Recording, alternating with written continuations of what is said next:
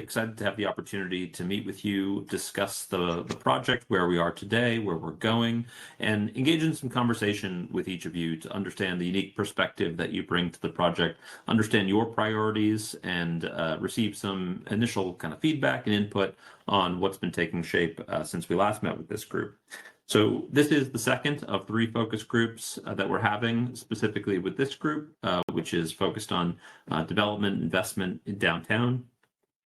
We have 3 other focus groups that we're meeting similarly 3 times over the course of the project.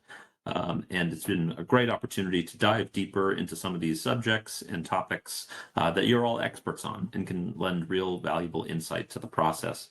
I'm joined today as part of the consultant team by Ben Kabani from James Lima Planning and Development, and they are our partners in this process. They've helped conduct the market study and are helping evaluate some of the proposals that are being made for market viability, as well as providing some implementation guidance to help us understand what is the best path for realizing some of these projects and helping provide the kind of catalytic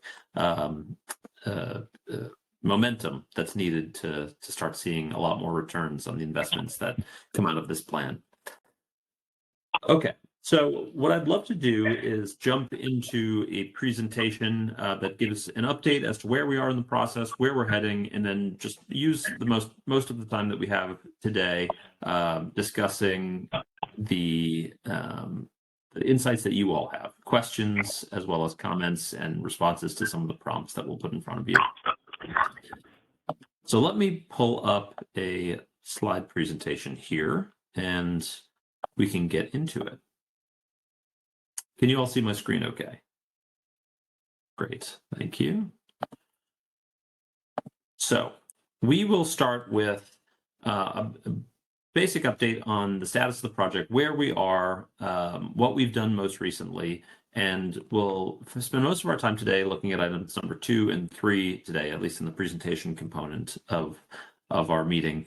And we'll discuss the guiding principles for the overall Plan Baton Rouge 3 process, what is helping us organize our recommendations and our findings, and what was providing a path for the implementation guidance that we'll start to articulate as we advance into the plan. All of those recommendations and guiding principles have started to make their way into a physical plan, what we're calling our emerging downtown framework, which starts to identify priority corridors, sites, and sub-districts within downtown for growth and investment. And we posed a number of questions, I think there are 5 of them, that are just starting places for conversation with you all today. And really today is about hearing from you. So we'll use those questions to guide the conversation, but we welcome you to take your input and your conversation in whatever direction you'd like. We'd like to start off, since we've got a relatively small group today, we can start with your name and affiliation. James gave us a good overview, essentially what brings you to today's conversation and the Plan Baton Rouge 3 process. And then we'd love for you to answer one of these 2 questions.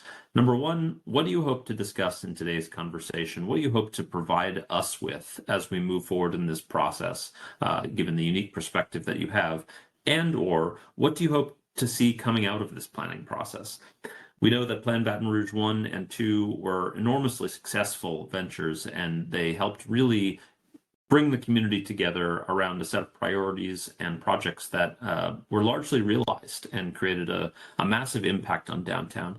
We hope the same can be true of Plan Baton Rouge 3, and it's conversations like this, as well as the great collaboration that we're engaged with community members and stakeholders throughout the city and the parish that makes those recommendations realistic and in alignment with the priorities and preferences of the community here. So I'll pull down the slide in a moment and we can just do some introductions with everybody here. Once again, if you could give us your name, that affiliation, and then provide a couple of words on one of these 2 questions. So actually I can keep that up perhaps. I think you can all see me hopefully in addition, but I'll pick one person to get started, and then once you've kind of contributed your thoughts, can pick the next person just based on who's on the call today. And I will kick it off with the first person I see on my screen, which is Mr. Mark Drennan. Good morning. I am the president and CEO of the Capital Area Finance Authority. We are under the laws of the state of public trust. We are encouraged to get involved in economic development activities. We have the ability to issue bonds. In fact, we just had bond commission approval last week for $25 million for our single family home program. We work with developers, whether it's multifamily housing or working through the Baton Rouge Area Chamber to help provide pilots for projects. We participate in the financing of the Amazon, several solar farms. But again, because we're a public trust, we don't have to pay taxes. So in the future, we're going to grow our business, our involvement beyond what we've done to date. We have some properties, for example, on Plank Road that we'd like to work with a developer to provide some housing. Very interested in some of the downtown properties that various groups are interested in developing and bring back to life. So again, we can partner with various folks.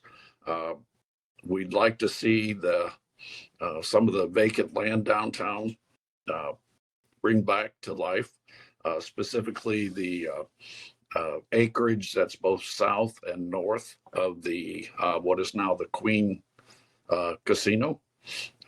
The several large pieces of property that are surface parking on River Road. So we're looking for opportunities where we can either be an equity partner or we can provide property and sales tax relief to other developers. Terrific. Thank you, Mark.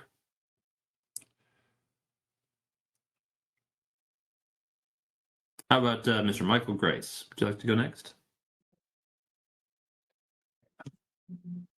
Yes, no problem. I'm Michael Grace. I am an attorney at Taylor Porter. I have lived and worked downtown for many years now and really love downtown, see a lot of promise in it. And something I hope to get out of today's discussion is more optimism and more some promise for some revitalization of downtown and get it where I hope it can be. And I'll pass to our managing partner, Bob Barton. Good morning, everyone. As Michael mentioned, I'm the managing partner at Taylor Porter. We've got a pretty large office in downtown Baton Rouge, about 200 employees who are down here every day. So obviously downtown is a focus for us. I would like to see more housing downtown come out of this. I know that's one of the goals of the plan. Some of the things that Mark mentioned, particularly, I think connectivity between LSU and downtown is critical, and that acreage along Nicholson that's been vacant for some time now is a big part of that, and transportation between the two is a big part of that. So would love to see some steps in the right direction there. I know that there's also a focus on arts and culture. I think that if we can bring some new venues to Baton Rouge downtown and elsewhere for live music and other arts, that's going to be critical to improving the city and keeping some of our young folks here. Great, thank you. And I see my friend John O'Haron, so I'll pass the ball to him. Hey, good morning. My name is John O'Haron. My family has been playing in downtown real estate since the mid-90s. We've bought old buildings and we fixed them up. We've bought parking lots because we needed space for the 40 people that worked in the building. And so we've, over the years, have accumulated some buildings and some parking lots as time permitted. And the market met downtown. We turned one of those parking lots into the Heron downtown. So trying to do some good by turning some of the surface parking lots into a bigger and better and higher use. With that, parking is such an important component of the revitalization of downtown that I feel it almost needs to be front and center, because if we lose a few of these big surface parking lots to developments and we've not determined what needs to be replaced parking wise by a development, we're going to find ourselves in a tighter parking situation. Also been worked with Key Real Estate. We're hopeful that we're going to have a phase 2 of the Heron downtown. Where we've just like construction cost and interest rates have kind of been a barrier, and we're trying to take a different look at it now. But look, fully committed to downtown. Definitely need more people living downtown. We need more neighborhoods. An apartment project that drops 200 people in downtown, that's quite a neighborhood, and we need to be smart and strategic about what we're doing and where we're doing it, and definitely need to have more places where people can go once they live downtown. I'm not sure who to pass the ball to. I'm going to pass it back to to James to figure that out. Hey, James, I'll take it. This is Rob McConnell. I'm the founding partner of Ventures Development Group. We're a multifamily developer and have done about 4,000 ground up units, closing in on $1 billion. Most of that has been in the Dallas-Fort Worth area and other parts of Texas and up and down the state of Florida. I do live here in Baton Rouge, have not developed anything here, have tried. We have recently relocated back from the Dallas-Fort Worth area where I lived for a few years, and we're back in Baton Rouge, and I'd love to see something done downtown. I'm there at least every Sunday, and often more times. Many of you guys have noted some of the challenges with connectivity, maybe filling in between LSU and Baton Rouge. There's certainly some safety concerns. I heard something the other day where Baton Rouge is the biggest city with essentially the lowest number of downtown residents per job in the whole United States, which is not surprising, but I've not heard that before. So, jobs drives a lot of things. John made some very good points with challenges. Parking from a multi-family standpoint can kind of solve itself a little bit. We're seeing fewer people with vehicles. I've developed in downtown areas where there's been revitalization, including Fort Worth, downtown Fort Worth, and downtown Jacksonville, Florida. In each case, there were TIF awards or grants, property tax abatements, different kinds. And, given the challenges right now with interest rates and construction costs, I think private-public partnerships are probably going to be required to get a lot going. But I'm excited about what you guys are doing, and look forward to being part of it. Awesome. Thanks, Rob. I'll I think I'll last take but the not least, ball. we have Mr. Anthony Kimball. Yeah. How you doing? I'm Anthony Kimball, managing partner at Kimball Properties, real estate developer, mainly focusing on historic tax credit deals. We mainly are focusing on what is now the downtown east area. And really one thing we've been working with the DDD is to rebrand, looking to rebrand that area as the Uptown Arts and Entertainment District. It's one thing we've been working on, but our portfolio is mainly on Government Street. We invested in Electric Depot some years ago with Dyke Nelson and David Weinstein. And we've just been buying properties in that area since we made that investment. We own the Hotel Lincoln building and a huge warehouse on Government Street, kind of diagonal from that. So we're really looking at one of the corridors that lead into downtown, and really what does concentrated pooling of resources within that area looks like to breathe air, breathe life back into that community and, return it to, what once was a thriving community is mainly where our work is focused at right now. Terrific. Thanks very much for those intros all, and it's really great to have you here. Before we jump into the presentation and open it back up for conversation, I just want to note that we've had Eric Dexter join the call from BRAF. They are our project leader and the originator of the Plan Baton Rouge 3 process. Eric, before we jump in, did you want to say anything? No, just quickly, just thank you for joining the call today. We appreciate you doing this. Monday morning is always hard for most people. So again, thank you for your time and giving your thoughts and your input this process. As Chris, I'm sure mentioned, we're about halfway through this planning process. So we're at a kind of a critical juncture. We've gotten a lot of feedback, thoughts from community surveys and a lot of our in-person conversations, as well as many of these focus groups like this thus far. And that's directly informed in how this plan is going to look at its final stages. And so as we start to get to the back half of the planning process and we start to name specific projects with some funding strategies and policies and incentives, like many of you are going to discuss today, this is that part where you get a chance to speak candidly about what you want to see out of this plan. So thank you again for joining us today. Excellent. Thanks, Eric. All right. So what I would love to do now is jump into a presentation.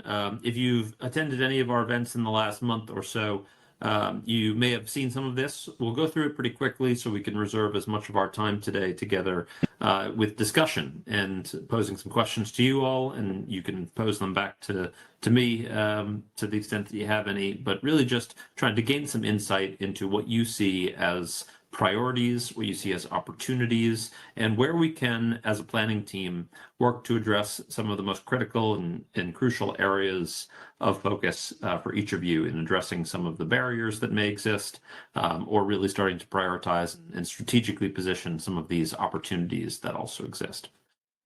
So I'll jump into this.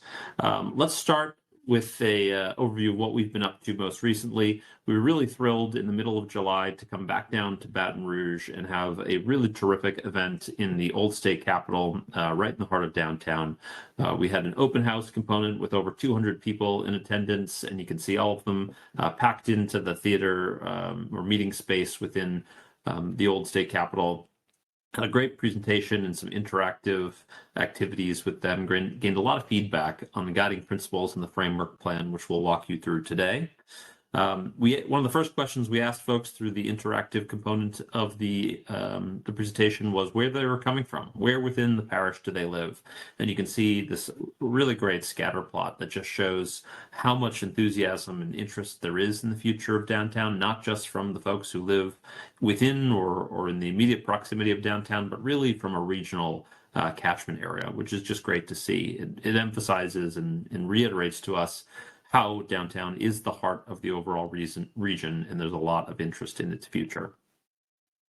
We had a number of great meetings with our executive committee and our community advisory group, as well as some other groups while we're in town, helping provide strategic direction to the plan and helping us vet some of these ideas and carry them forward. We also had a really great event with Forum 225, the young professionals organization within the parish. We had this at the Manship Theater, where we had a little bit of an open house, a cocktail hour, and then a panel discussion staffed by Eric Dexter and Rachel DiResto on the call today, as well as Adam, whose last name is escaping me, from Forum 225, and Josh Brooks, who is the principal in charge of the project from the Sasaki team. We did some interactive polling with them as well, and one of the first questions we asked was, among the 30 plus participants that were there, if they were to assign a vibe score to downtown, telling us essentially what are the quality of the vibes there, either pretty bad vibes at the low end or pretty high, good vibes at the high end of our scale. And of all the votes that were cast, people positioned it at right about the halfway point, 4.8, just under half. And this largely matched with what people's perceptions were, what we expected to see for this. It tells us that there are some good bones to build on top of, but it also tells us that there's a lot of progress that can be made to try to jump that score up and create more of a destination within downtown Baton Rouge. So let's talk about some of the big moves that are emerging as part of our planning work. We've organized these into a set of big or guiding principles that are organizing the big ideas, the strategies, the recommendations, and what will come next, which is those action items and the very specific guidance that helps carry some of these projects forward. So as Eric mentioned, we're right there in the middle of the process, still an opportunity to shape some of these big ideas and lots of opportunity to inform what those specific recommendations and projects coming out of them can be. So today we'll go over the 5 guiding principles that are starting to organize recommendations and provide the basis for a framework for downtown.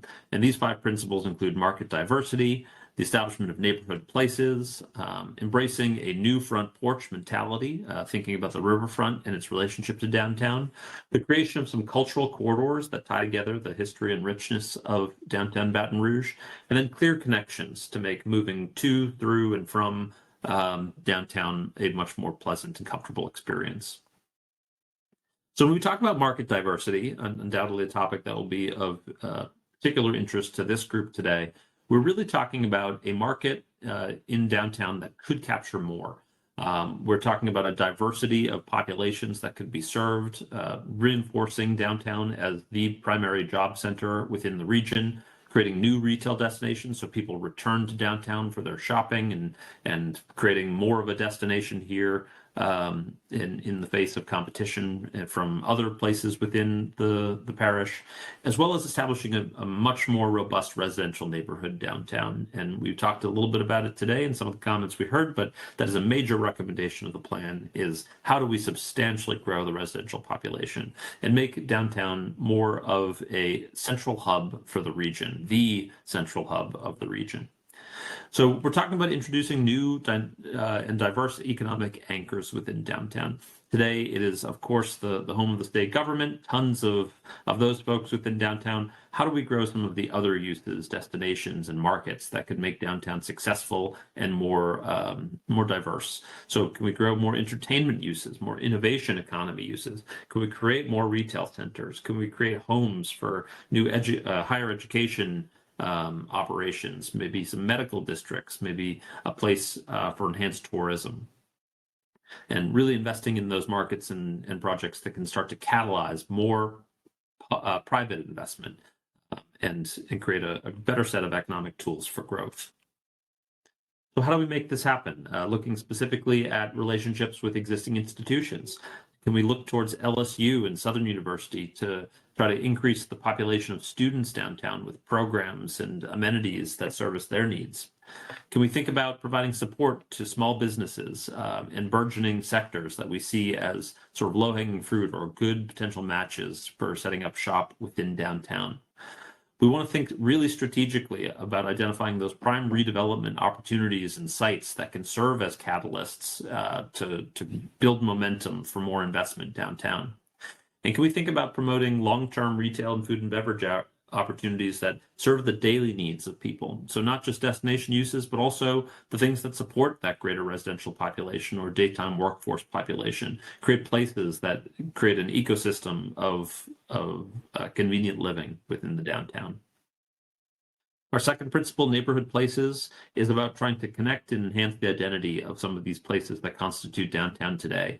Downtown has a bunch of different neighborhoods, whether it's Beauregard Town, Spanish Town, Central Business District, some of these other areas, but they don't necessarily have concentrated nodes of activity that allow them to operate as individual neighborhoods themselves and provide those basic amenities within close reach of the people who are living or working there. So how do we think about building that into these individual neighborhoods while maintaining and enhancing the individual identity that each of them brings to downtown and to the region? So what we want to do is take a really surgical approach, looking at each of these individual areas, understanding what their offerings are today, what gaps exist in the market, and how do we start to fill those in a really concentrated way, creating that central node of activity, a gathering place for each of these distinctive places that then operate together as a larger network. So how do we do this? Can we bolster existing nodes? Think about opportunities to create enhanced public realm at the center of some of these places and thinking about concentrating infill development within those core areas to create that critical mass of density and a destination within these sub areas? Can we think about prioritizing the concentration of active uses and coupling that with improvements in infrastructure that support more walkability and bikeability and human comfort, just exploring and operating within downtown? How do we think about co-locating new residential development close to these neighborhood nodes so that you're no more than a 5 or 10-minute walk at worst from some of these things that you need on a daily basis, be them grocery stores, restaurants, personal services, retail? And then can we think about strategically locating new open space and public realm investments near these neighborhood nodes to improve access to open space, but also creating opportunities for communities to gather within their own neighborhoods and have that kind of central activity right there at hand? Our third principle is all about the riverfront. How do we create a new front porch mentality that transitions downtown Baton Rouge from a city that has a river without a front to a place that really embraces and centralizes the riverfront experience in the identity of downtown? So today we see a lot of development that turns its back on the riverfront, or in a lot of cases, no development at all, right along the river's edge. How do we overcome some of the infrastructural barriers that exist and really start to turn around literally the front doors of some of these places so that it meets the riverfront and that there's something great, really great that those venues could spill out onto? So how do we do that? We establish that front porch mentality with some destination uses along the riverfront, some really special, distinctive places that can only be experienced within downtown Baton Rouge's riverfront. That's park spaces, it's gathering spaces, it's event venues, but it's also the private development on the downtown side of the riverfront. How do we start to turn those front doors, create spill-out activities for outdoor dining, for entertainment venues, for visitors and tourists to enjoy a real, true riverfront experience? And it's all about connectivity of that riverfront experience back into the downtown as well. As we're stretching from the western side, where you see the Mississippi River, all the way east, crossing into downtown and over the interstate into downtown east. So how do we make this happen? We think about the opportunity to create a series of destination park spaces along the riverfront, places where the entire community, not just downtown, but regionally, can come together for major events. We think about this opportunity of green streets and new pedestrian connections that can start to better tie and make a more comfortable experience of getting from downtown to the riverfront and vice versa. Think about opportunities to turn those frontages around to face the river and integrate well with the public realm investments. We think about this overall riverfront connectivity from north to south that creates a continuous path for pedestrians and cyclists and others to move comfortably through the riverfront. And then thinking about comfort, how do we create opportunities for amenities and shade, lots and lots of shade that make it a year-round place to be and not something that is just truly insufferable during the warm months? Our fourth principle is all about cultural corridors. There's such a great richness of history and cultural stories to be told in downtown. And in some places it's done really well, but it lacks an overall connectivity. And a lot of folks who come visit downtown probably don't see a lot of what stories do exist and are trying to be told there. So we want to think about creating these cultural trails and creating a system of information delivery, of interpretation, of signage that helps people understand the history that is there and starts to tie it all together in a meaningful way. So how do we create that unifying network within downtown that ties these amenities together and creates an experience that people can enjoy when they visit? So what does this look like? It means creating a cultural trail, that a primary one that connects some of the major amenities in the heart of downtown.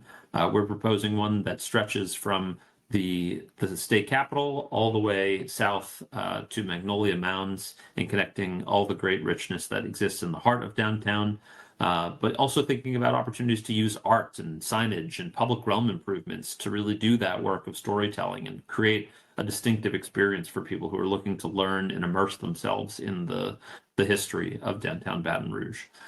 It involves highlighting and emphasizing the investments that have already been made in things like the Civil Rights Trail and starting to connect some of those markers and places together in a more deliberate way.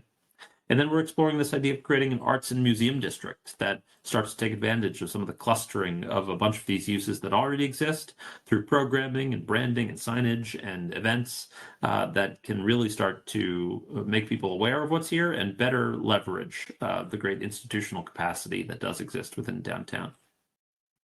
And then finally, our fifth and final guiding principle is about clear connections. So this is really about mobility, the experience of arriving to downtown and understanding, having a more legible experience of what downtown offers and how to get there. So what we've experienced and found is there's a lack of gateways, a lack of priority corridors, and we've heard a lot from folks that transit is just not a super reliable way of getting around. So we want to think of ways to overcome some of these mobility barriers that exist, and that includes everything from the elevated interstates to the rail lines that separate downtown from the riverfront to the big challenge environmentally of the Capitol Lake and addressing some of those transit problems. So what we really want to focus on is some key priority corridors where we can make a much more legible and comfortable experience for multimodal traffic to enter, exit, and move through downtown, thinking about opportunities to double down on, invest in some of these efforts that are already being made to improve the transit network, maybe think about tying some of those improvements to some of the public realm and private realm investments that are being recommended as part of the plan, and overall just establishing a better sense of clarity about the mobility network within the city. So how do we make this happen? We think about using some of these barriers as amenities. How do we think about the elevated interstate not as a division between two sub-neighborhoods, but really as a connector between these spaces? Can we activate it with new amenities and take advantage of some of the features it provides, like better shading? Can we create gateways into and out of downtown that really mark the arrival into the downtown and start to brand it with some signature graphics, signage, art in some cases, public realm improvements that can be really compelling? Can we create a really clear and simple hierarchy of downtown mobility, making clear to folks which are the priority corridors for walking that are going to provide a comfortable and dynamic experience? What are the components of the bike network that offer people the opportunity to move safely and quickly through downtown? And then thinking about transit along the same lines, really using that as a great opportunity to support what we hope to be a significantly growing downtown population. And then finally, improving connectivity from downtown to the surrounding neighborhoods and vice versa through the enhanced gateways, through these more meaningful and well advertised kind of connections and improvements that are going to take shape throughout the mobility network. So those are the 5 guiding principles that are helping us organize some of the proposals we're making, and eventually we'll organize all the recommendations that come out of this plan. But how does it all come together? So what we've done is taken these 5 principles and started to look at each of the projects contained within each of them. And we're really trying to look at this through a variety of lenses. As this group knows well, building a downtown ecosystem, one that thrives and is successful and has plenty of opportunity for growth, means thinking about all of these different uses and users of downtown in concert with one another, how they build on each other. So we hear from community members, there's a lot of interest in great new public spaces, in great new retail, destinations, entertainment uses. What drives all of that is increased population, more foot traffic, more people downtown that can support and sustain these businesses and some of the other features and amenities that people want to see downtown. So we're taking a multi-pronged approach at how do we look at growing housing substantially. We've got a goal of tripling the downtown population as part of the kind of planning horizon of this plan, Plan Baton Rouge 3. How do we think about the future of office and workplace in the face of a changing world and an aftermath of the COVID-19 pandemic that still hasn't fully resolved or settled? And how do we think about the way arts, culture, and civic activity downtown can help fuel some of these investments as well and create a distinctive destination? All of that supported by and fed by or feeds into the public realm framework, the kinds of enhanced food, beverage, retail, and entertainment uses that people want to see. So what we've done is start to map out within the downtown study area a framework plan that cites some of these projects and takes a close look at each of the distinctive areas that today comprise downtown. So what you're seeing in this plan is a number of systems, priority corridors, nodes of activity that are starting to cite some of these ideas throughout downtown. I won't spend a ton of time going through all the kind of detail within this, but we can talk about some of the broad strokes before we open it up for discussion. What you'll see is a number of corridors that are serving as the kind of connective tissue between downtown. They already play that role today in a lot of cases, and we see lots of opportunity to double down on that, enhance through infill, activation, public realm improvements, the experience of some of these corridors to connect. I should have mentioned at the outset, I'm sure you've realized already, as you've got great familiarity with this area, but we've rotated all of our maps 90 degrees. So true north is actually to the left, and what you're looking at the top of the page is actually east. So as we start to look at some of these corridors, let's start with the ones that move east-west. We're looking primarily at the corridors of Main Street, Florida Street, the great improvements that have already been made to North Boulevard, and then Government Street as opportunities to connect all the way from the riverfront in the far west, all the way across the I-110 interstate into downtown east. And then north-south, we're seeing a similar set of connective corridors. There's sort of three primary ones that you're seeing here, and then a couple of secondary ones.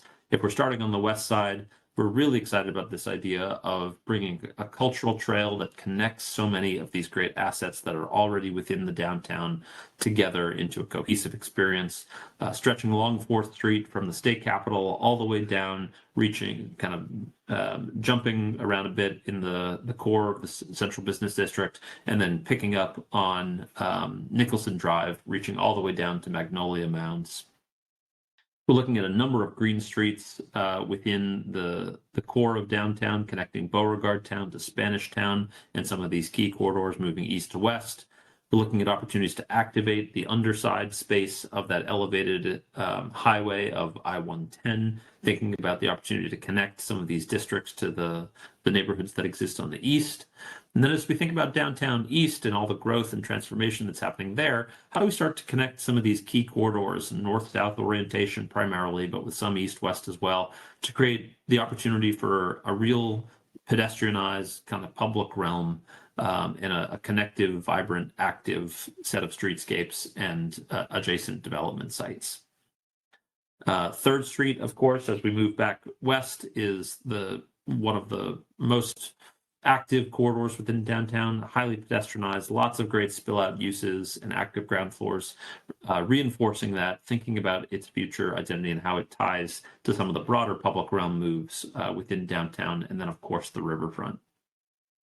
The riverfront itself is the last of those big connective corridors that we're looking at. We see this as the opportunity to connect north-south, and then these really deep and meaningful connections out from the riverfront into the downtown fabric. So I'll provide an overview of some of these little sub areas, and then we can get into some discussion. So our next set of work is really focused on diving in deeper into these areas and thinking about what is the identity of each of these and how do we tell the story of the future potential of each of these areas. So I'll start with the sports and entertainment area on the far north of the plan, and we'll go kind of clockwise around here and talk about each of them. As part of the framework vision, we see a lot of opportunity in this area in the north part of the river, which is today pretty underutilized.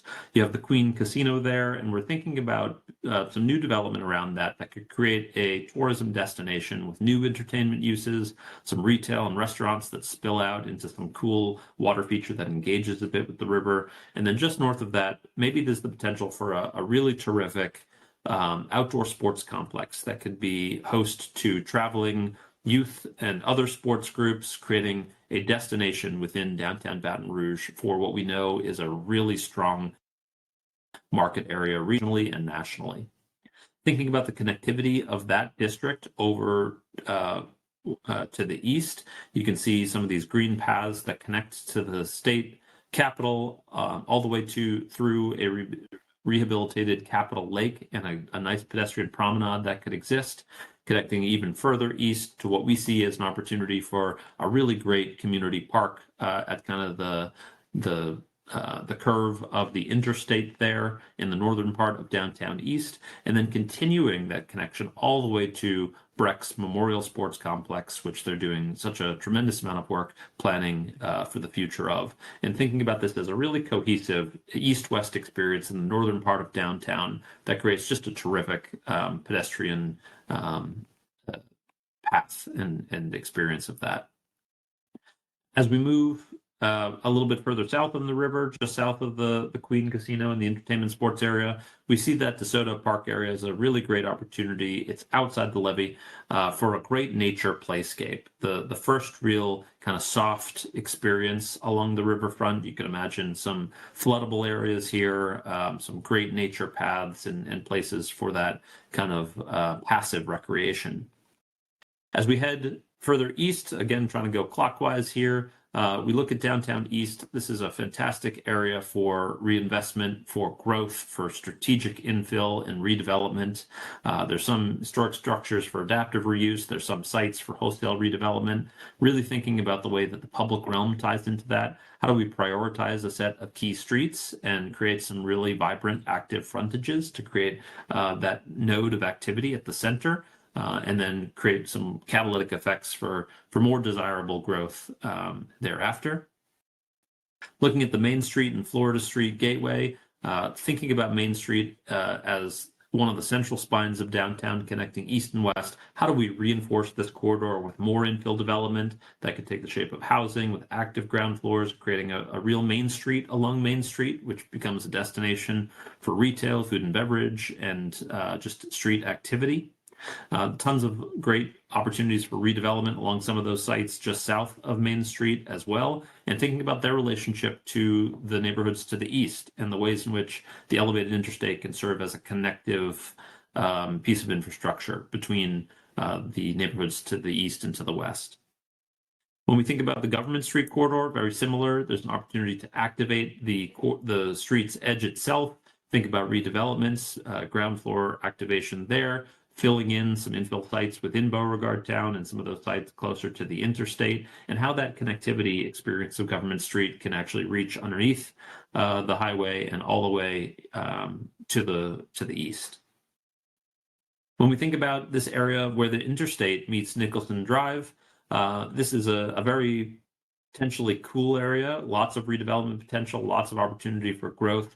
We see this as a great opportunity for new sort of medium to high density residential products that could take shape here. Maybe this is a good area for student housing with its close proximity to LSU as we think about the opportunity for new educational institutions to find a home within downtown and create more of a institutional presence within the downtown. Can we start to think about more students living here?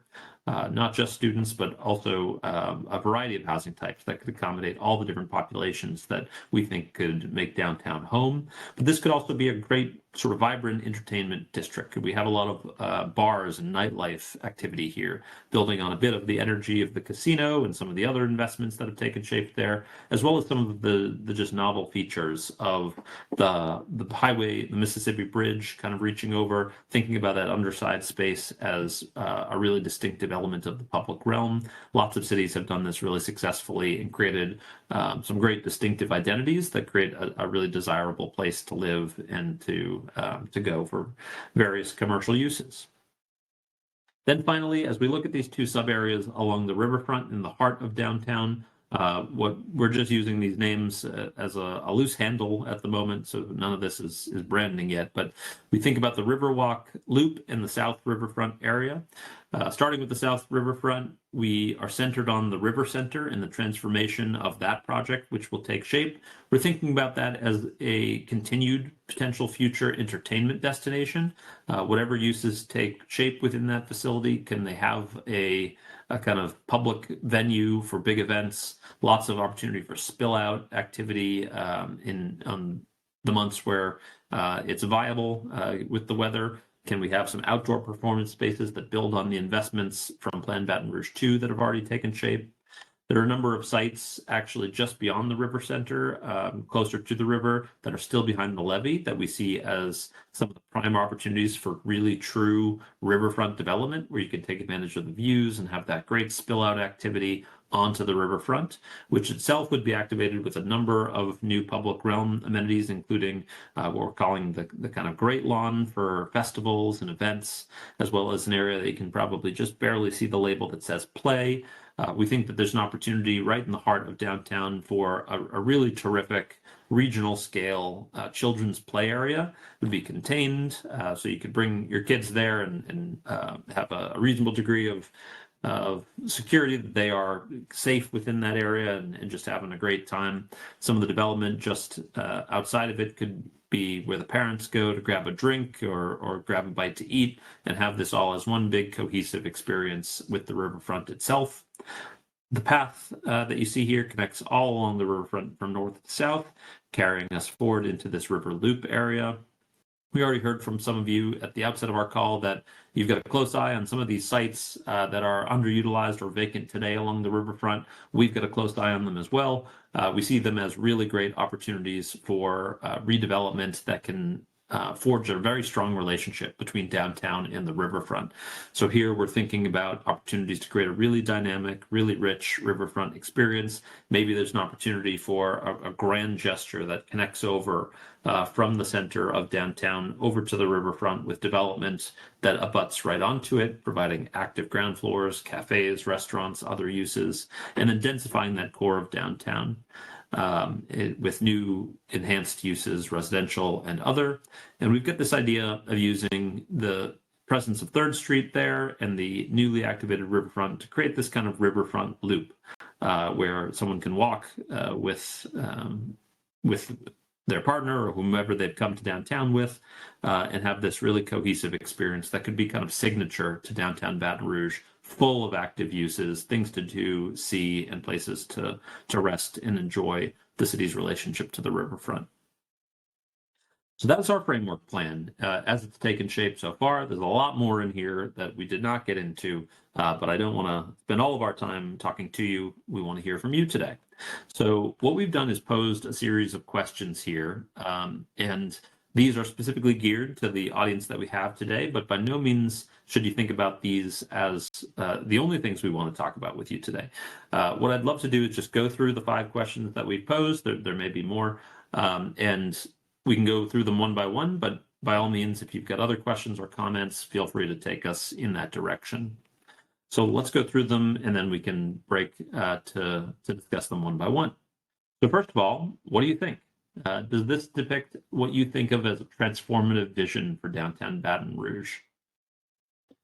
Number 2, what do you see as the potential future identity and particularly the investment opportunity of each of those 7 sub-areas that we walked through? And we can pull that map back up. Number 3, who else should we be focusing on attracting to downtown Baton Rouge? You saw a bit of insight into what the audiences that we see as potential, but we want to hear that from you as well. Number 4, what in this plan should your public sector partners prioritize as you think about investments that will spur private investment? Are there any priorities within this plan or that you don't see in this plan that we should be thinking about? 5, which project types are the most attractive candidates from your perspective when you think about the potential paths to implementation that we will explore as a team as we embark on the next steps of our work, which is to take some of these project areas that we're looking at and really think through what does it mean to make these happen.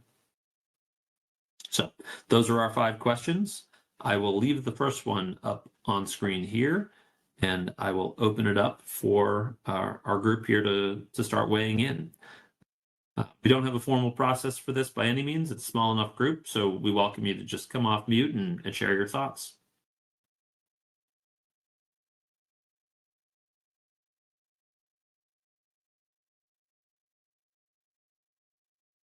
Any first takers?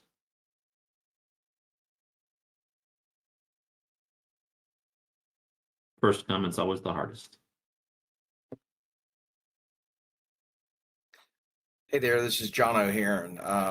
It's not so much the question you have in front of me is what would you like to see the downtown living population be? What is it right now? You said you want to increase it by 3 times. That's right. Yeah. So we're looking at a population today that is just under 4,000. I think it's about 3,750 roughly right now. So we're looking towards the number of 12,000 as we think about the next couple of decades of growth in downtown Baton Rouge. So literally tripling it. And as you have all these different areas, are you where would you like to see a big apartment? How do you anticipate to get more houses in these neighborhoods that are already pretty darn dense? Also pretty restrictive about what you can do to some of these houses in the core of downtown. Yeah, great questions. So we see lots of opportunity in sites throughout the downtown that are either undeveloped or underdeveloped or underutilized for growth and redevelopment, certainly. In some of the neighborhoods, like Beauregard Town, Spanish Town, of course, there's a much more fine-grained historic fabric that we'll be contending with, and that is by no means a detriment. They're fabulous neighborhoods. They're just beautiful places, and we want to keep that character and certainly be respectful to what historic fabric exists. We'll be exploring a ton of different models for what growth and redevelopment can look like. Even within those neighborhoods, which are today already fairly dense, we see lots of opportunity for strategic infill. So if you're talking about projects in Beauregard Town or Spanish Town, you can put projects down that look like single family homes and they actually contain 4 units or duplexes that can fit on some of these small lots. Really thinking creatively about some of these typologies that will be in keeping with the character and scale, but that can start to provide that growth. Other areas within the central business district and kind of along that major north-south corridor of Nicholson Drive and moving northward, as well as in downtown east and the areas just south of that, there are opportunities for larger scale developments that could introduce multifamily, mixed use, some medium scale, mid-rise kind of buildings. So we think that there's definitely enough potential with the sites that are available to see that kind of growth, and it'll just take a bit of strategy and bespoke typology investigation for each of the different areas. Okay, thank you. Absolutely. Hey, Chris, this is Rob McConnell. I wanted to ask unemployment. Do you have those numbers in terms of how many people are employed downtown? We definitely do have those numbers. I don't have them off the top of my head. I wonder if our colleague Ben from JLPD, do you happen to have that number handy? Yeah, it looks like we have about 1,386 that live downtown but are employed outside, and 22,000 that are employed downtown but live outside. Mm-hmm. So total employed downtown is around 22.5 thousand. So 22.5 is the downtown employment. You said, what was the 1,386 number? The ones that live downtown and work downtown? That's right. So we have data for both those who downtown, live downtown, and work outside of downtown, and work downtown but live outside. So it's a very slim number of people who both live and work downtown, but those that work downtown but live outside of downtown, that's 22,500. That's right. Yeah. Are you guys aware of any surveys that have been done with those employees on, whether there was more opportunities to live downtown or more type of amenities? What they've said with regard to that? Yeah, so we've definitely heard through a number of touch points of our engagement campaign and some of the material we've reviewed, particularly when it comes to state employees, but the larger downtown workforce for sure. A lot of those folks who work downtown but do not live downtown would be interested in an opportunity to live downtown if they could find the right product, the right price point. And this may be outside of the scope. this. I was curious if what the status is of incentives to companies either outside of Baton Rouge or within Baton Rouge to relocate downtown. Yeah, absolutely, Rob. That is actually one of our recommendations, is to continue exploring some of those incentives and provide support to companies who already exist within the region, but might be interested in making a relocation to downtown happen. Yeah. Well, to speak to your first question, Chris, it appears to be well laid out, and I'm not as familiar with downtown as I need to be. Hopefully, will be. But your points, your connectivity and identification points and opportunities look very good. I think this is well done. Thanks, Rob.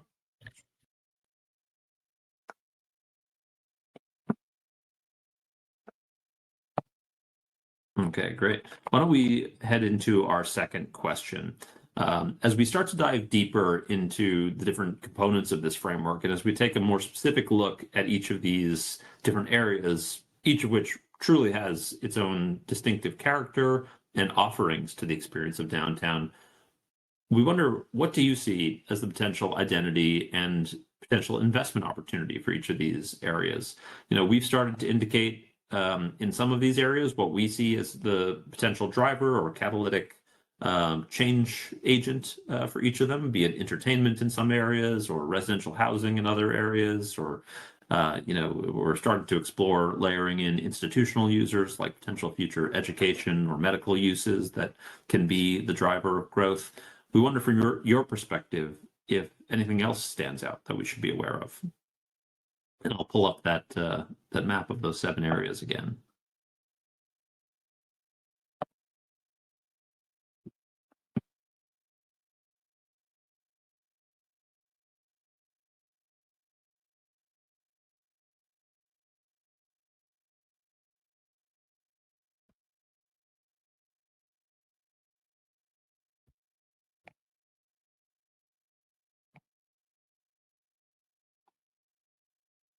No thoughts? Quick thought would be, it would really be pretty exciting if we could get LSU or Southern to bring one of their MBA type programs downtown to bring more people downtown. I'm not trying to tell anybody to bring Southern downtown or LSU downtown, but it certainly would be nice to have some of their higher level executive programs have space in downtown Baton Rouge to bring more people, more students into downtown. That's great. John, I'll just add that that is a conversation now for both Southern and LSU. So they have been at the table, and I don't want to put the cart before the horse, but that is something that is actively happening now, of trying to identify some spaces just for that, whether it's upperclassmen or graduate students, or really much of any presence from LSU downtown, especially outside of the Museum of Art or the Glasgow Gallery. And Southern, I think they had some law classes there, but outside of that, there's not a lot of visibility of either the university or BRCC in the downtown area. So visitors or residents alike, if they were to come downtown, you may not even know that either of the universities were just a few miles down the road. And just Eric, with that question, I know BRCC has a small kind of campus right there, like around Myrtle and stuff. What goes on at that campus currently, and what do you guys think that could be maybe better utilized for? I'm not sure, Anthony, what classes they have at that Myrtle campus. Okay. Yeah, I same with me. I've always passed by the building. I just never asked the question of what actually goes on there. Mm-hmm. But yeah, that's right, I guess, on the southern boundaries of the district. Yeah, I mean, right near Nicholson, you know what I mean? Right. They have that big parking lot there with some land and stuff like that. I just have never thought to even ask the question of like what actually happens there, because there's definitely cars there during the day. Yeah, I'll have to check on that. Yeah. And Chris, what was the exact question that you were asking? What was question 2? I just wanted to make sure. Absolutely. Question 2 was, what do you see as the potential future identity and investment opportunity or opportunities of each of these areas? I mean, we're looking at Government Street, potentially building off what's there with Electric Depot. You have Firehouse, so you have some bars and stuff that are, that between Park and the interstate. So, what we've been looking at is really how can we build off what has already like happened there, and looking at then jump into the sports and entertainment area. you know I think there's a huge opportunity around youth sports, as far as even a brand for the city. You don't really have anywhere in the country that really call themselves the youth sports capital of the country or the youth sports capital of the USA. And the reality is, youth sports in Louisiana are huge. And we actually, as someone who's coached in the AAU basketball realm for almost 15 years now, the youth ages is when we do the best. We tend to, as you get into those teenage years, some of these other cities with their development and resources that these kids have, they kind of move past us. But youth sports can be a huge pull to Louisiana. And you've seen places like Little Rock, Arkansas, with the Real Deal on the Rock as a youth sports tournament, draw, hundreds of teams every year. And, we went to Little Rock for years literally, I just got tired of going to Little Rock every year on my birthday. But, if a city like Little Rock can pull off something like that around youth sports, Baton Rouge is definitely capable of it. That's great. Thanks, Anthony. Yeah, we've heard a lot of enthusiasm for this, and certainly there's a very rich and partially untapped market that is a great opportunity.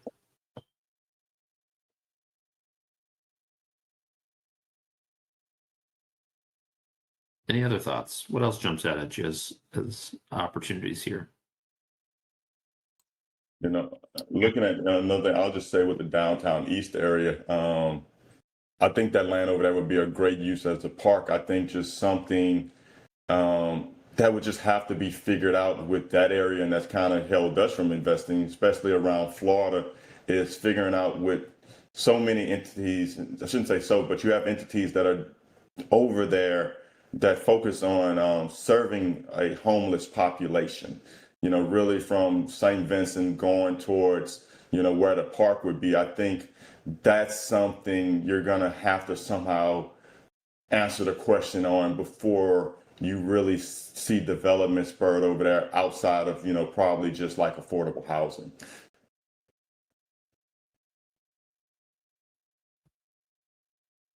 It's helpful to understand. Thank you. Okay, why don't we move on to our next question? And of course, we welcome flexibility here. So if anything else comes to mind, by all means, feel free to take us in that direction. But as you think about these proposals and some of the goals that we're setting for ourselves for growth within downtown, who else do you think we should be focusing on attracting here? We've talked about students, we've talked about new residents, we've talked about a number of other groups, but do you feel like there's any opportunity that has not been discussed?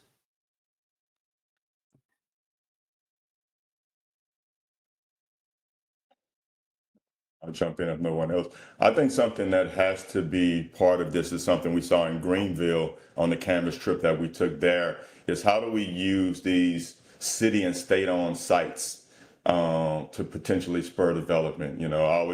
I shouldn't say always, but I've, mentioned it to people for years. Government Street.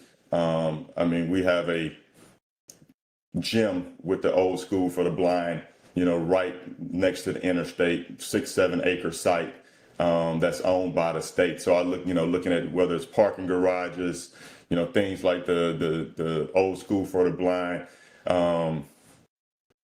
cost basis of land.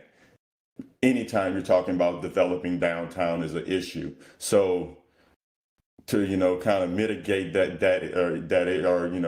get around that issue is, hey, with these things that are city owned, that we can put out an RFP or can be potentially sold, or whatever, however you structure the deal, but trying to figure out ways to answer that cost basis of land issue that you're going to have with downtown development, and looking at what things are city or state owned, that could, be put back in certain, commerce, and it's probably a higher and better use.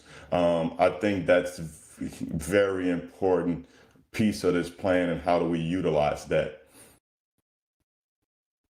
Excellent, for sure.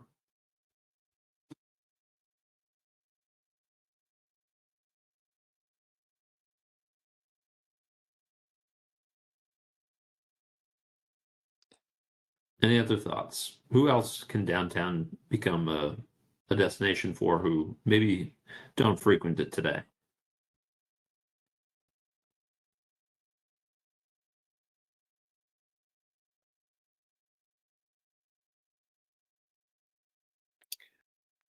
We've done a really pretty good job of creating some festival type venues like Live After Five. Maybe we should be asking the folks that are coming to Live After Five, what would it take to get you to come downtown? Who are you? What you doing? Where you living? Because on nights that we have really good bands, we'll have a tremendous amount of folks downtown. Mm-hmm. And this is Michael Grace at Taylor Porter. It's something I've lived and worked downtown for many years, and this is sort of related, but I think that for some of the biggest nights in Baton Rouge are LSU game days, and for visiting fans and even visiting LSU fans who maybe not in the direct area, the contraflow that flows south only away from downtown after games is, to me, super hindering to people that want to stay downtown for games. I mean, if you park south of the stadium at all, you cannot get north at all. And in my experience, my friends and people I know do not want to stay downtown because it's hard to get down here unless, you can get Dalrymple to I-10, but otherwise Nicholson, if you could jump on Nicholson from the stadium, you could be downtown in 3 minutes, but unless you're parked north of the stadium, you can't get there. And you have to go south basically to almost a Bluebonnet before you can loop around and get downtown. And I think making downtown easier to access on the biggest nights of, visitors in town could help a lot. Well, that's a great comment, Michael, and thank you, because that's really interesting from a couple different perspectives, right? When we think about the LSU games being such a driver of traffic and potential spending dollars, frankly, that is a bunch of different populations who are all kind of gathering and convening for that one big event, right? So the question becomes, how do we capture those folks within downtown, and how do we make downtown part of that experience? And we're thinking about that as a connectivity challenge primarily, but across a couple of different dimensions as well. One of our recommendations is to really enhance transit connectivity between Southern University and LSU through downtown. So creating an alternate means that people can use, and maybe that isn't something that's taken advantage of on a daily basis or doesn't fully replace somebody's use of their private vehicle, but when things get congested, it could be a great option for leaving the car behind and having a better option. Right, or not even, the vast majority of parking is southwest of the stadium, and you have no options really to get if you could get on Nicholson or Highland going north, you could be downtown in no time. And there's really just, for the vast majority of commuters to the game, it's just not an option. Mm-hmm.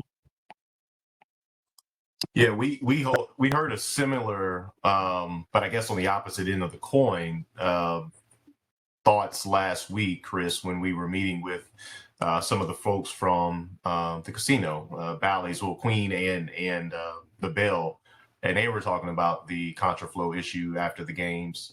As I think from what they were seeing, though, the traffic was kind of going into downtown and you couldn't really get out, but it was taking up the streets for people to get into their property. So that's an experience that I think businesses and residents alike are both experiencing around the downtown area. Yeah. But those are good points, though. Those are things that don't naturally come out in the master plan, but it's good to hear. Those are the devil's in the details there. That's exactly right. Yeah. So I'll move on to our fourth question here. We've already started to talk about this a bit, and some projects or priorities are starting to emerge conceptually, but I wonder if you've got any specific thoughts as you look at the framework plan or you think about your own experience and observations of downtown, if we're to see the same level of success in implementing Plan Baton Rouge 3 as we saw in Plan Baton Rouge 2 and 1 preceding it, what kinds of investments do you see as the kind of low-hanging fruit, or at very least the kind of priorities for the public sector as they think about their own investment strategy in terms of what improvements will start to spur the kinds of private investment that will make the real significant impact? Is there anything that you think of that maybe isn't in the plan that we've been discussing so far?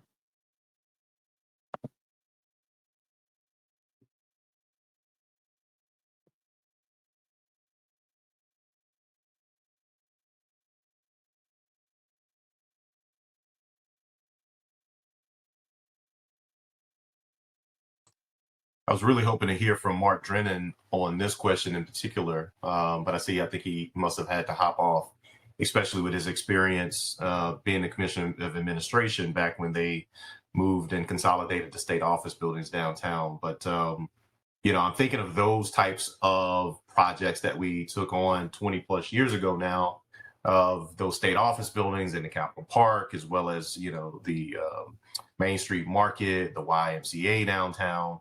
Those were extreme projects where they had to blow up buildings to be able to construct a lot of those facilities downtown. But I think, as Anthony mentioned earlier about some of these city-owned or state-owned properties that are there, what more can be done with them?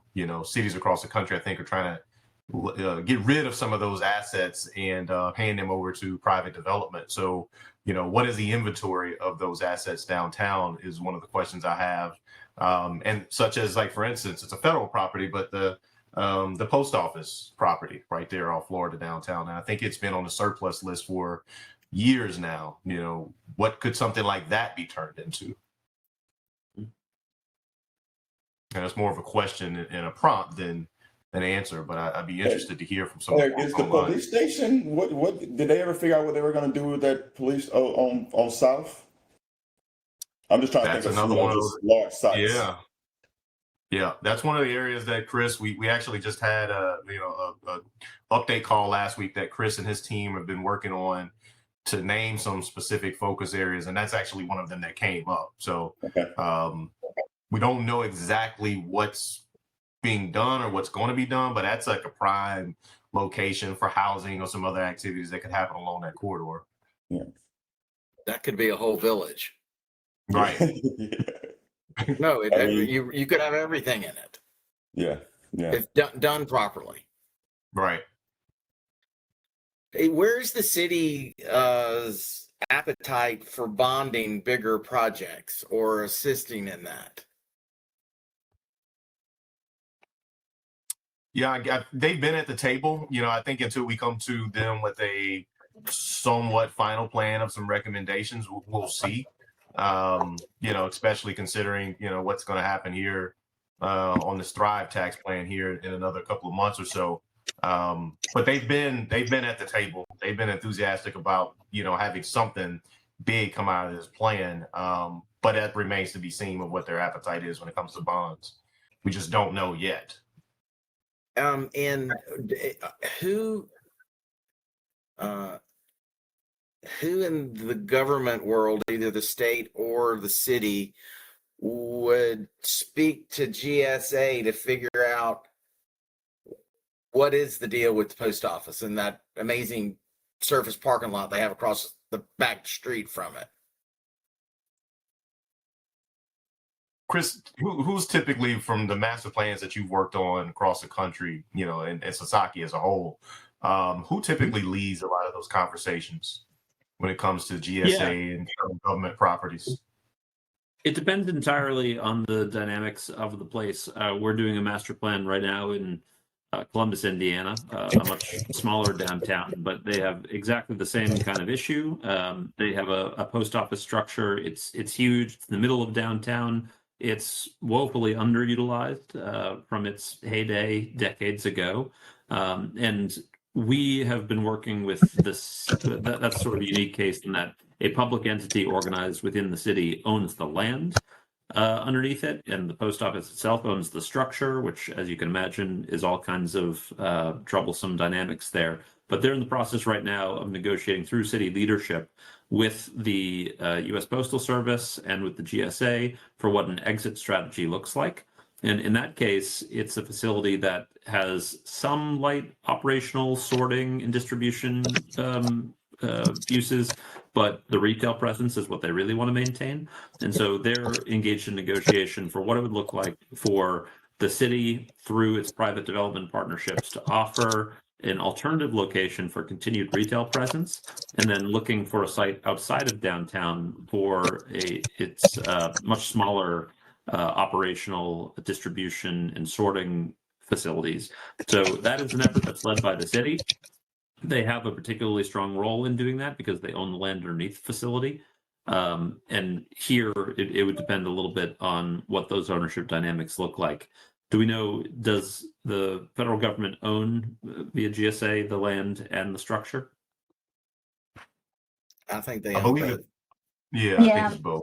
my understanding is the federal government owns that land, but also the federal courthouse across the street. And back in the day, I think it was, a congressman who got involved to kind of negotiate and facilitate some of those discussions. But I certainly think the city could take a role, especially, with a well-defined plan. And back at the time those discussions were underway was exactly that. They wanted to maintain some kind of retail presence, but needed to think about the distribution site being elsewhere. So I think we have a great opportunity to kind of re-up those conversations and think through what that dynamic could look like.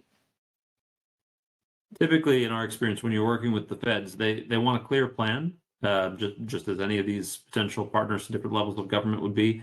If they have a very clear wish list of what which operations they need to maintain, then if the city or some other stakeholder within downtown was to offer a site or a process by which they can exit, then they typically play ball, particularly if it's a dramatically underutilized facility that they're sitting on.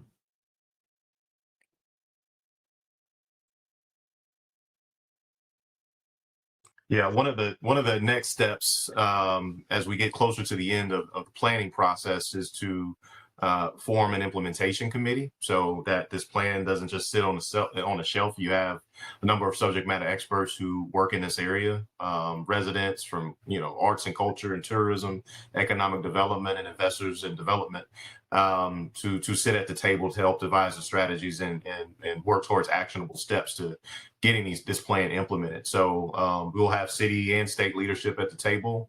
At least that's the plan. So to answer your question, John, I think we'll lean in on city leadership, but we'll offer them as much support and guidance when and where needed. Well, to build these buildings that need to be big enough to go from 3,500 people to 12,000 people in downtown or the downtown area or everything that's highlighted on this map, we're talking about some pretty substantial buildings. Sure. There are. And that can actually maybe bring us to our last question, which we can start to focus on. We're in the stage of the project, as Eric just mentioned, where we're assembling the vision. And we've assembled the first pass at that. We're working in collaboration with community members, stakeholder groups, leaders within the community to refine that and start to figure out areas that we want to scale up and areas where we want to scale down. Thinking about what the kind of recommended shape and scale of some of these projects within these more focused or discrete areas might be. And then the step after that is to work with our partners at JLPD to start providing guidance on potential paths to implementation. What does a potential gap in financing look like? Who are the partners and sources of funds for that? What is the prioritization of these projects as it comes to different partnership models and what we want to take down first? What are sooner opportunities versus later opportunities? So one of the things that we hope to understand from all of you, as well as from our partners in the public sector and BRAF, is which of these kinds of things could benefit from more implementation guidance from our team as we start to zoom in? Are there particular typologies? Are there particular sites? What do you think we should be really investing our time and energy in providing that guidance? I've talked about the potential for bigger public-private deals, but on the smaller side, when looking especially at places like downtown East, I don't do as much work on the Nicholson corridor. I own property over there, so I don't know as much. But we're looking at the downtown East area, both sides of Government Street to Terrace. We have to figure out something with this Old Town overlay. It really limits, especially when you start talking about lots that need 60 feet of frontage to do a duplex or a single family and stuff like that. You can't. We're talking about downtown East. We have an area that we're calling part of downtown, but it has the zoning of a suburban neighborhood. That doesn't make sense at all. That's great. Thank you. That's important for us to understand. I would also want to jump back and again talk about the number of people that you guys are hoping to get into the downtown area. And forever we've talked about I-110 being the wall that stops us from leaving downtown and headed east. Not to where Anthony is, just up Florida, just up Convention, just up North Boulevard.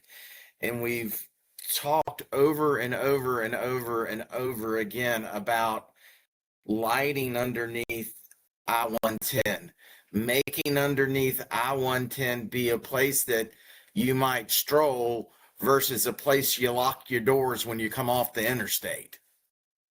And we've had several attempts at trying to make it beautiful underneath the interstate with lights and paint and places to play, and nobody parks there currently. So again, what is part of this, if we're going to have the land that we're going to use and consider downtown, we've got to make the jump underneath I-110 be a much prettier, that's a real technical word, more whatever, uplifted, whatever. I don't know. I'm gonna hush. Sure. No, that's great. Absolutely. The real reason that I bring that up, Anthony talked about land values. The land values are astronomically different between the two sides of I-110 and 10 and the bridge. And if we're going to build buildings big enough to have 12,000 people in downtown Baton Rouge, we're going to have footprints for these things to happen. And I don't think they can all happen in the 20 blocks that what I refer to as downtown.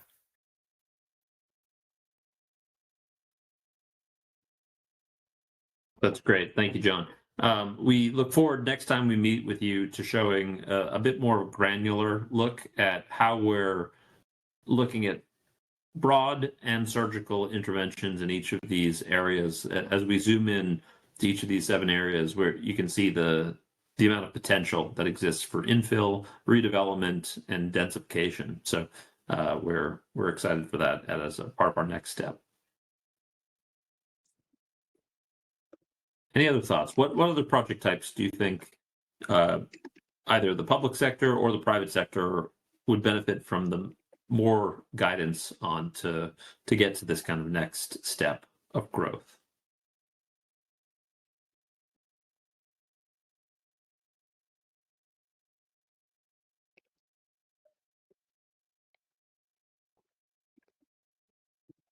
Alternatively, are there any closing thoughts or questions you have, as we've got just about 3 minutes left of your time this afternoon?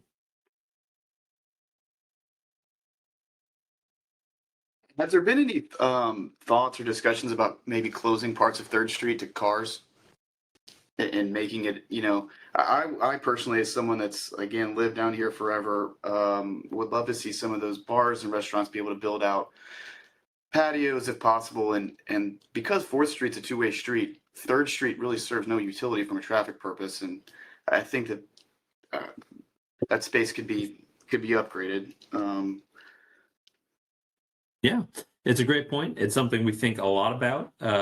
Streets are really the primary elements of the public realm of any downtown, and have so much potential for the kinds of growth and accommodating events and activation that make downtown so great. We're taking a close look at 3rd Street. We are, of course, very careful about any recommendations we make about changing how it works, as there are successful businesses on both sides, and we want to make sure we're respectful of those conditions. Overall, I'll tell you, we are recommending one-way to two-way street conversions pretty much everywhere, with a few exceptions where it would really negatively impact the dynamics of how downtown works. 3rd Street itself, we have looked at the opportunity of making it a pedestrian-only street. The general wisdom of the urban planning profession these days is to have that on a temporary basis, as you don't always need these streets to be closed to traffic, and that can be quite frustrating to retailers. So having a kind of festival street that has the opportunity to close down on a Sunday every so often for a street event or something like that is typically the right kind of balance, versus having it closed all the time to traffic.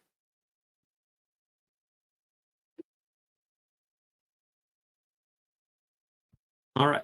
Well, we've got just about 1 minute left. I'll say my kind of closing words here, which start off with thank you very much for your time and input. It's really important for us to have the opportunity to speak with all of you, relay the progress we're making, hear your thoughts and input to help steer the final direction that all of this takes. This is the second of 3 focus group sessions we're having with the folks invited to this conversation. The next time we meet with you, you'll start to see much more detail added to that framework plan. We'll start to articulate exactly how we see growth taking shape within each of these sub areas. But in between now and then, there's still plenty of opportunity for you to convey your thoughts. Feel free to email them directly to me, to Eric, to James at Franklin, and they will make their way to our team. We'll send this presentation deck out so you can study the materials in a bit more detail, as well as have some more time with the questions if you did want to send any additional thoughts following up from today's meeting. But we are right at time, so I will say once again, thank you, and really great to see all of you, meet some of you for the first time, and we hope you'll stay engaged in the process, as there's so much potential in investing in the future of downtown. So Hey, thank Chris, one quick Yeah. thing before you roll. You guys really need to talk to the restaurateurs and the bar guys. They certainly have their opinions, and have struggled just to be able to get chairs out on sidewalks. And if they thought that they could have some temporary areas to fix up for Thursday, Friday, Saturday night type stuff, I think, while temporary is not perfect, I do think it would allow some of those restaurants that would greatly benefit from going from 12 or 15 tables to another 10 for certain nights of the week would be huge for them. So please get someone that talks restaurant to go talk to the restaurant people. We greatly appreciate that, John, and absolutely. One of our 4 focus groups is downtown business owners, of which we've invited a number of the restaurateurs and bar owners. So we certainly hope to have them in attendance and relaying that perspective. Awesome. Thank you. All right. Thank you all very much for your time. We'll look forward to seeing you again at some point in the near future, and have a great afternoon. Thank you. Thank y'all.